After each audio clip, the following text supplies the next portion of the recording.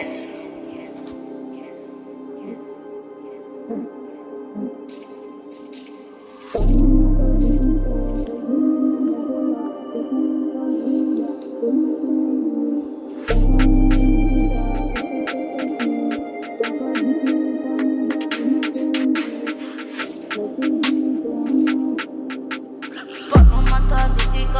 σου είναι πολλά.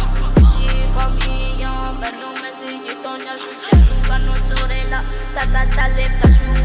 Πλάκα τι κοιτάς, πλάκα μη με ακουμπάς. Εσύ η φαμίλια είμαστε εμείς πλάκα. Πουλάμε χάσεις, πλάκα. Έχω τα μπάρς, έχω τα κας. Είμαι ο Ελβάκος, τι κοιτάς, θα σου βάλω μαχαίρια. Είμαι με τον νύχτοξα, κάθε βράδυ μοιράζουμε τα κιλά.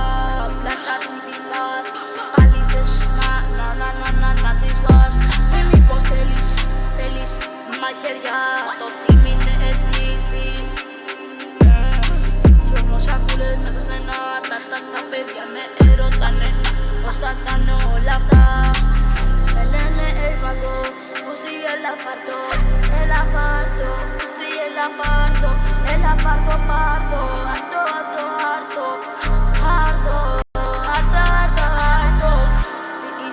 με τελειώσαμε τις τις έφαγες και μετά μου έφερες τη μαμά σου και εγώ νόμιζα ότι είσαι εμαλιάτη, αλλά τώρα ακατάλαβα πως είσαι ένα φλωράκι.